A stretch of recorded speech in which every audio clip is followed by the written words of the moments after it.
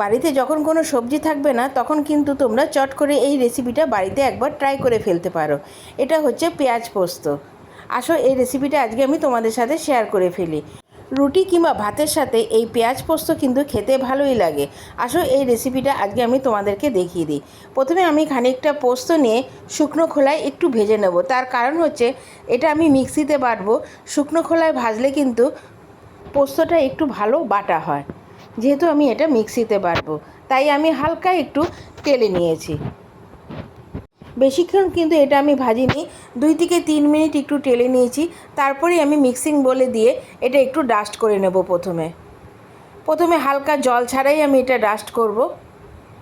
Dust হয়ে গেলে তার মধ্যে আমি কয়েকটা কাঁচা লঙ্কা আর কিছুটা জল দিয়ে ভালো মতো একটা মিহি পেস্ট বানিয়ে নেব। প্রথমে কিন্তু তোমরা একটু শুকনোই এটা ডাস্ট করবে, তারপরে কিন্তু তোমরা জল দিয়ে এটা পেস্ট করবে। এরপরে কড়াইতে বেশ খানিকটা তেল দিয়ে এর মধ্যে আমি কয়েকটা জিনিস অ্যাড করে দেবো। দেখো আমি নিয়েছি কয়েক কোয়া রসুন, একটু কুচিয়ে নিয়েছি, একটা বড় সাইজের পেঁয়াজ নিয়েছি, আর একটা বড় টমেটো কুচিয়ে নিয়েছি। এবার তেলটা যখন গরম হবে তার মধ্যে আমি দিয়ে দেবো প্রথমে 2টো তেজপাতা দেওয়ার পরেই আমি এবার এক এক করে জিনিসগুলো দিয়ে দেবো। কুচনো রসুন আর কুচনো পেঁয়াজ আর রসুনটাকে কিন্তু আমাদেরকে একটু ভালো মতন ভেজে নিতে হবে। এই পেঁয়াজটা কিন্তু একটু লাল লাল করে ভেজে নিতে হবে। আমাদের বাড়িতে কিন্তু এই পেঁয়াজ পোস্তটা সবাই খুব ভীষণ ভালোবাসে, তাই কিন্তু রেসিপিটা আমি রাত্রেই বানিয়ে ফেললাম। তোমরা কিন্তু বাড়িতে অবশ্যই একবার ট্রাই করে ফেলো। এটা করতে কিন্তু খুব একটা সময় লাগে না, খুব তাড়াতাড়ি হয়ে যায় আর খেতেও কিন্তু দারুণ লাগে। এবার পেঁয়াজটা যখন একটু লাল লাল করে ভাজা হয়ে যাবে তার মধ্যে আমি কয়েকটা জিনিস দিয়ে দেবো। প্রথমে দিয়ে দেবো আন্দাজ মতো নুন,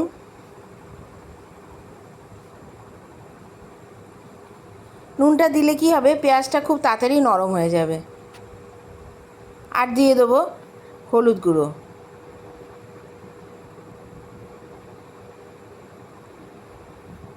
এবার ভালো মতন একটু রান্না করে নিতে হবে। এরপরে আমি টমেটো কুচিটাও দিয়ে দিয়েছি। এবার এই সম্পূর্ণ জিনিসকে একটু সময় নিয়ে রান্না করে নেব, যতক্ষণ না পেঁয়াজটা সম্পূর্ণভাবে নরম হয়ে আসছে। দেখো পেঁয়াজটা কিন্তু অনেকটাই নরম হয়ে এসছে।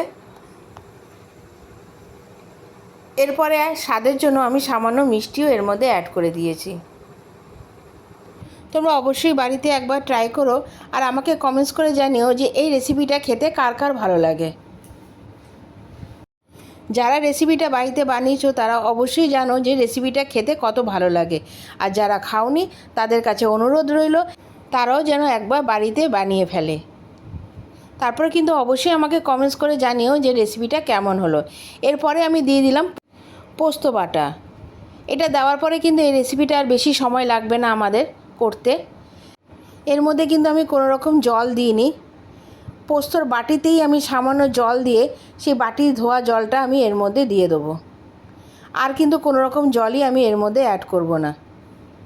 এরপরে আমি খানিকক্ষণ রান্না করে নেব যতক্ষণ না এটা থেকে তেল ছেড়ে আসছে। এটা করতে কিন্তু আর বেশি সময় লাগবে না, প্রায় হয়েই এসছে আমার রেসিপিটা। দেখো কেমন শুকিয়ে আসছে। এটা কিন্তু একটু শুকনো শুকনোই হবে। পোস্ত দিয়ে তোমরা যে কোনো রান্নাই করো না কেন সব রান্নাই কিন্তু খেতে দারুণ হয়।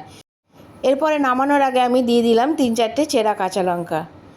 তোমরা যদি ঝাল পছন্দ করো তাহলেই দেবে, নাহলে তোমরা এটা অ্যাভয়েড করতে পারো। আজকের এই রেসিপিটা যদি তোমাদের ভালো লেগে থাকে তাহলে অবশ্যই লাইক, কমেন্টস আর এটা বন্ধুদের সাথে শেয়ার করে দিও। আর আমার চ্যানেলটা কিন্তু অবশ্যই তোমরা সাবস্ক্রাইব করে দিও। আমি আবার আসবো নতুন নতুন রেসিপি নিয়ে তোমাদের সাথে শেয়ার করতে। তোমরা অবশ্যই আমার পাশে থেকো আর আমাকে কিন্তু কমেন্টস করতে তোমরা ভুলে যেও না। তাহলে অবশ্যই তোমরা বাড়িতে খুব তাড়াতাড়ি রেসিপিটা ট্রাই করে ফেলো। তোমরা ভালো থাকো, সুস্থ থাকো। এখনের জন্য টাটা।